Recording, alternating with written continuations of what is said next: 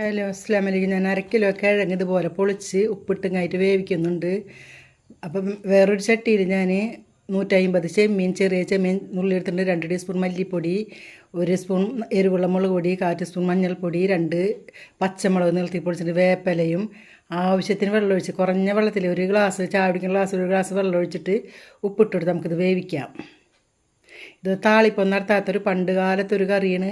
അപ്പോൾ എല്ലാവരും ഉണ്ടാക്കി നോക്കിയാൽ കഞ്ഞിക്ക് കൂട്ടാനും ദോശക്ക് കൂട്ടാനും ചപ്പാത്തിക്കൊക്കെ കൂട്ടാൻ പറ്റിയൊരു കറിയാണ്.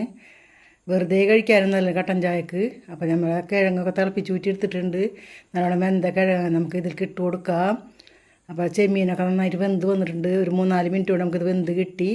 ഇനി ഞാൻ ഒപ്പം തന്നെ പച്ച വെളിച്ചെണ്ണ ഇങ്ങനെ ചുറ്റിച്ച് കൊടുക്കേണ്ട ഒരു 2 ടേബിൾ സ്പൂൺ പച്ച വെളിച്ചെണ്ണ. പിന്നെ ഇത് താളിപ്പൊന്നും നടത്തുന്നില്ല. ഇതിങ്ങനെ ഉണ്ടാക്കുന്നൊരു കറിയാണ്. വെറും മല്ലിപ്പൊടി, മുളക് പൊടി, മഞ്ഞൾപ്പൊടിയും പച്ച വെളിച്ചെണ്ണയും മാത്രം മതി ഇത് ഉണ്ടാക്കാൻ. ഒപ്പം തന്നെ വേപ്പിലിട്ട് കൊടുത്തിട്ട് അപ്പോൾ ഇതുപോലെ ട്രൈ ചെയ്യുക.